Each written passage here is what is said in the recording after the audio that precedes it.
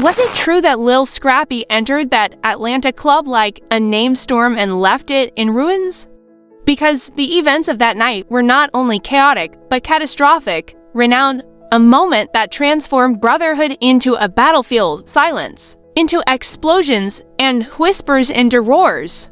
Reality TV wasn't just affected by what happened, it was completely destroyed.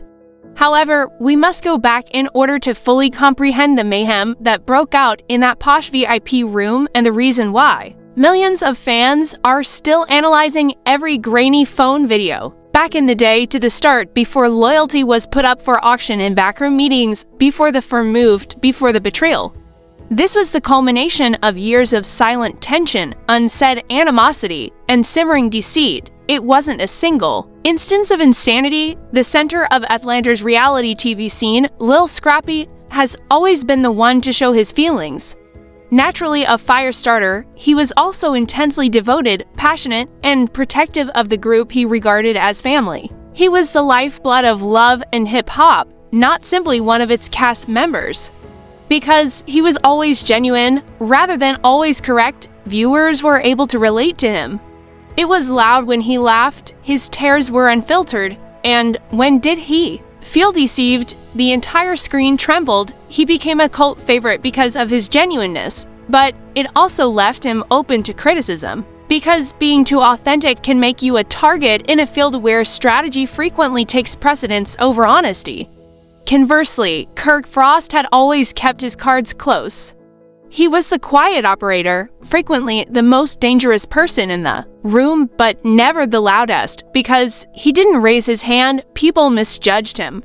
But Kirk was building behind the scenes, establishing agreements, increasing one's influence, constructing a version of his brand without volatility. Then there was the wild card, young Joc. Joc was formerly overlooked since he was perceived as the group's charming goofball and harmless humorous guy. However, humorous does not equate to stupid. He was ambitious, he had vision. Insiders also claim that he began to question his place in Scrappy's shadow. They appeared to have a close bond on camera, joking assistance. Despite a few contentious arguments, there was always the feeling that these three were brothers who would weather any storm together. For years, that delusion persisted. However, things were changing in the background. Scrappy had been focusing on growing his personal brand through live events, streetwear merchandise, and a podcast. He wants his day ones to be a part of his empire-building endeavors. Joc and Kirk initially declared their agreement. In meetings, they nodded, group chats that are shared.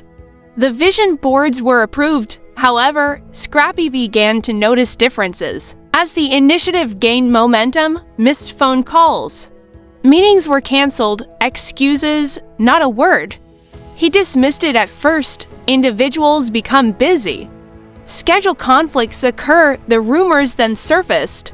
The murmurs, sounds from the sector, that without Scrappy, Kirk was launching a brand and podcast of a similar nature, that Joc had a hand in it. Deals were being made, discussions were taking place, and ideas were being presented. That the room did not even include Scrappy.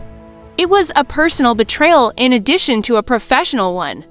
These weren't merely partners, they were the same. Men who had called him brother, toasted with him on his birthdays, and hugged his mother on set. The anxiety began to permeate the screen from that point on. The discomfort was observed by fans. Situations that used to seem thrilling but now lacked chemistry. Normally vivacious, Scrappy's presence faded. The look between Kirk and Joc was stronger than usual. The audience sensed that the camaraderie was broken. You think people got your back, but really, they just got your blueprint, Scrappy said in a now famous interview. It went unnoticed at the time, it seems like a prophecy now. Nevertheless, Scrappy remained calm in spite of the betrayal, in public, at least. He refrained from venting online, kept receipts hidden, didn't use derogatory language. Rather, he started to retreat, reassessing, making plans. The audience was unaware that Scrappy was sitting on months' worth of voice notes, direct messages, and text messages behind the scenes. He didn't respond even though he was witnessing the treachery in real time. he took notes because silence can be your most effective weapon while you're in the limelight. Then that night arrived, the night Atlanta will never forget. The celebs come out to play on a Saturday in the city, complete with VIP tables, designer outfits, and flashing cameras. According to reports, Kirk and Joc were already at the location, celebrating the soft launch of their new company, The Flow. Of bottle service, there are smiles everywhere. They were unaware that Scrappy was aware of the launch, was aware of the treachery, knew that a project that was originally intended to be his was going public, so he arrived not to consume alcohol, not to grin, not to dance, but to complete the dialogue they never had. According to witnesses, the temperature decreased as soon as Scrappy walked in. Discussions stalled, the DJ didn't even beat a beat. Scrappy was dressed for battle, not for camouflage. The back of the room, where Kirk and Joc were sitting with drinks in hand and oblivious to the impending storm, was the focus of all eyes. Scrappy didn't veer off course, avoided small chat. The energy became combustible as he strode directly to their table. It's still unclear what they spoke to each other, but what did they see? There is no denying that. Scrappy gestured at Joc, not Kirk, and that was the most painful thing. Because it is expected that an enemy will betray you from a sibling, that agony is distinct. Scrappy leaned closer, made a statement. Joc got up to stand next to Kirk, not to defuse the situation. That's when everything fell apart. They choose sides. The past had died. Scrappy, too. He burst forth. It was contained by security. The staff tried to silence it. However, the moment was too loud, too vivid, and too unfiltered. A glass reportedly flew. There was a shove, according to others, a blow. In any case, the battle was halted before it could begin in its entirety, but what about the damage? Completed already, the video was available by dawn. Shade Room TMZ, hashtag Team Scrappy, hashtag Young Joc Fake, hashtag Kirk Frost Snake, Instagram, and Twitter. The memes were cruel, the remarks even terrible. Additionally, the players moved silently while the world watched. Joc didn't post anything, Kirk said nothing. However, Scrappy, real ones don't switch. He said in a single Instagram story, "They talk while seated, be mindful of who you eat with." Things went south behind the scenes. Potential deals for Scrappy were put on hold, brands became anxious. According to reports, Joc's public relations team began portraying Scrappy as emotional, unstable, and even envious. That word, it was a deep cut. In response, Scrappy shared another tale. "Are you jealous?" "Of what? I constructed this, you guys." Just embellished it. The hush became louder in the weeks that followed.